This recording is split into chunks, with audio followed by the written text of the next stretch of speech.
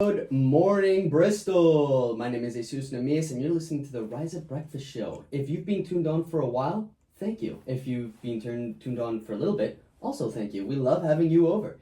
My name is Jesus, and we've actually been here for 1 hour already. It's 9:05 in the morning, and I'm joined by someone very awesome, EJ. Hello, hi. Thank you for joining us. You've been here for a while. We've been chatting about stuff. We talked about just some African history. Oh, we talked about a song before, Changes. We did. Did you like that? It was so lovely. It was nice. Yeah, really good. He's got a really just a nice voice. I want to just. It felt like a hammock. You know, I want to lie down on his. I mean, that sounds terrible. But yeah, I liked it. I like it a lot, and it's weird to think that that's a cover, because when you think of a cover, you think, maybe it's not. Maybe it won't be as good. But that's a lot. I personally think it's better than the Black He put his own Sabbath spin song. on it as well. Oh yeah, he definitely did, and he is definitely the screaming eagle of song.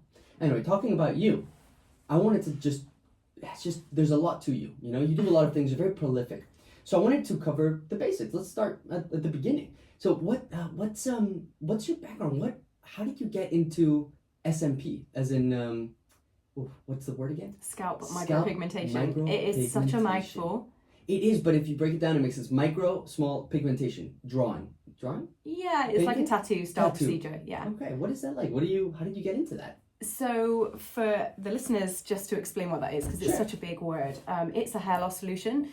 So for any male or female that's suffering with hair loss, it's an instant solution that's like a tattoo style, cosmetic tattoo style treatment. So like making it look like you're clean shaven or something. A little bit shaven. Yeah. So it can act as density treatment. So if you have hair and you're thinning, it can create the illusion of thicker hair. Yeah. But if you're bald and you have no hair, it can create the illusion of hair. You know, and hair on your head. Yeah. I like the use of illusion. You're like a magician, but for good, like a good magician. Yes, That's cool. Yeah. Well, how did you get into that? That's an interesting. It's just that's a field I've actually never really thought about. Yeah, it's still quite a niche. I mean, it's becoming really popular now. I think with things like transplants and hair loss is becoming, I guess, more known and more spoken about.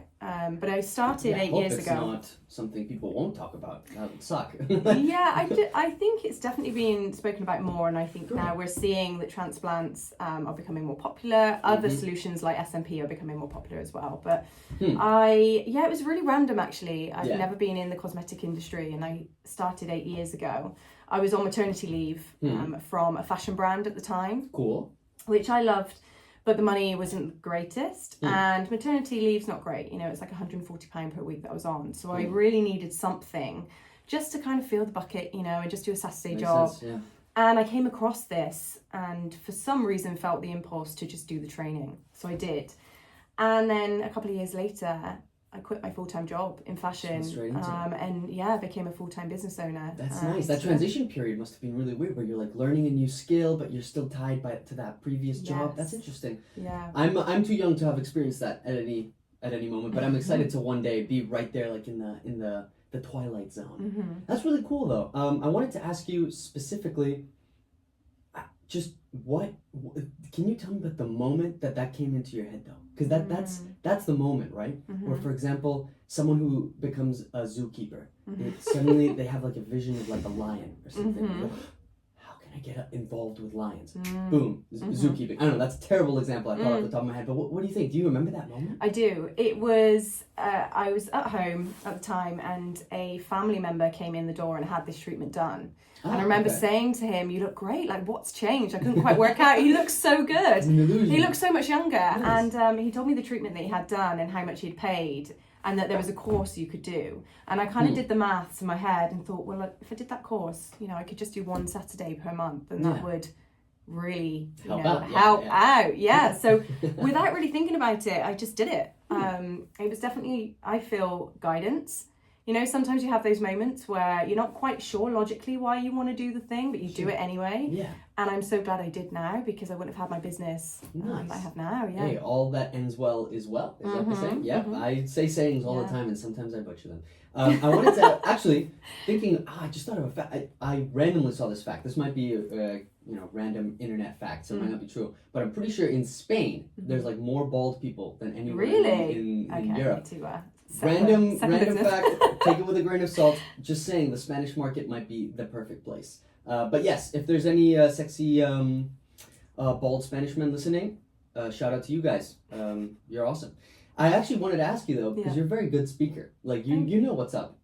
So public speaking doesn't seem to be something that's like intrinsically linked to hair clinics. So how did you get this skill? Do you have experience in this field? Great question. No, I don't really have any experience in this. I do and have done for the last 18 months run a book club. So a self-development book club. We read a different book every month, and within that book club, I will record parts of the chapter. Oh, it's a digital book club. Yeah, so it's online. Okay. Yeah, it's on Patreon. And I record little bits and my insights and how I'm utilising parts of the book in my business or in my life.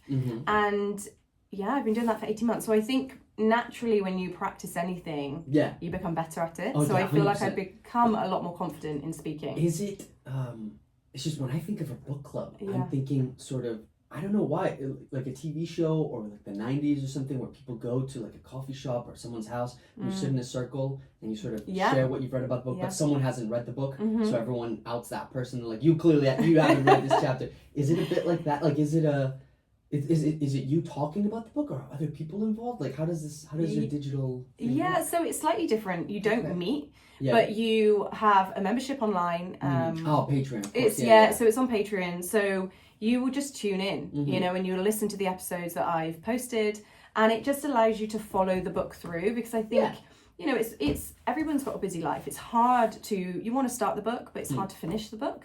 So actually having someone, you know, or just having a different medium of listening to the chapters and just the best bits that are picked out by somebody else, and then someone else's perspective on that chapter and how they're implementing that in their life can really help, I think. I definitely used to struggle with reading. Like getting through a book, I had all these books lined up and piled up in my house and I never really finished it. Is that how you got the idea, do you think? You just saw the books and went, there's got to be a better way to approach this. Yeah, it was that, and also really wanting to understand more about finances and money and how to get things in order. Okay. Yeah. Financial self-help. Hey, shout out to you. Yes, let's do that. That's awesome. Cool. Okay, well, let's talk about this more. We're covering just your general background and a little bit of what you do in SMP, Scalp Micropigmentation. And we also talked about your book club. Pretty cool. It's a digital book club, which I did not know was a thing. You've now opened a door for me. The world of digital book clubs is there. Because I read books, but I'm not involved in the book culture. You know, there's a lot of people who are in there. However, you do more. There's more to you. I want to ask you, because I know you do a podcast. Did you start your public speaking world with this podcast or with your digital book club? With the digital, so the book club was definitely where I've practiced, I guess, my public speaking. The art. I just love to read and wanted to have some form of platform to share that learning. And then that's where the podcast for the book club came from. And then from that was the spin-off of my podcast. So that's fairly new. What is the name of your podcast? Soul Led podcast. Soul Led. Is it like a self-help sort of spiritual experience? It's definitely introspective. And it's definitely a new passion project of mine that I am enjoying, but I'm just trying to find the style of what I want that podcast to be. But yes, it's definitely about personal development and understanding yourself a little bit more. Oh, it's just introspective is difficult. I think I'd like to think we need more introspective in life, but sometimes that can be overwhelming. A lot of people have like a lot on their plate, and when one day, maybe myself, maybe the audience has seen themselves in this spot. When you start thinking a lot about what's going on and what you're doing, that's when like the panic sets in. It can be so overwhelming. Very overwhelming. And I don't blame anyone for being pushed back by that. But it's cool that you're making content that sort of caters to that. So the introspective nature of humankind. Well, we're getting deep. 9:36 in the morning. I gotta say, I've never listened to a podcast like that or to content that's like that. But I feel like maybe I'm just running away from something. Do you know who your audience are more or less? Like what age group or something? I tend to try and make content that I enjoy to create. You yourself, yeah. Yeah, because I found that when I was trying to predict what maybe an audience would want, it was kind of making me contort what I wanted to say, or trying to be something that you aren't. Yeah. So I felt like maybe the art needed to just be through experience and things that I wanted to share. And if someone resonated, they would find the podcast. And if they don't, they'll go somewhere else. And if they don't, they won't. Yeah. So rather than trying to find something that fits a specific audience and cater and continue to cater for that. Yeah. It feels like a lot more fluid in an that's art a good form. approach, just in general, in creation-wise. Hey, maybe, do you think, actually, this is a question, do you think Bristol has affected, just the city of Bristol has affected your sort of, your approach to this art style? Because it's a very vivid city. It is, yes. There's a lot going on, and you're quite prolific. Like, you've been producing a lot of stuff. So, I don't know, do you think Bristol has a little... credits in your credits? Definitely. Yes? Okay. Yeah, I think... Bristol is so vibrant. You know, it has such a great community of varied types of art. There's a lot going on. There's so much going on here. So I think, it just gives you awareness of what you could do. You know, Bristol's been... Oh, that's a really good great point. Yeah, when I came here, I guess, I saw so many people doing things at levels, which I thought, oh, you need tremendous amounts of financial backing. Oh, you need big teams. No. People in Bristol are doing stuff at levels which are high with small budgets and small teams.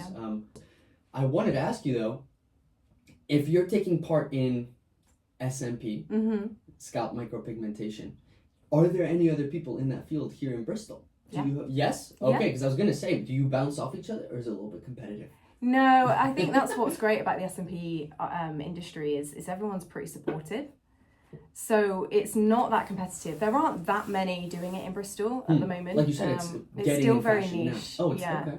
Yeah, it's still very niche. I mean, it's becoming more popular. There's a few people doing it in Bristol, but more people are popping up. You know, I also run a training academy. So for any aspiring artists who want to learn the skill of SMP and want to set up their own business, that's what I help with. And so more people that train with me mean that there are more people doing it in Bristol. So yeah.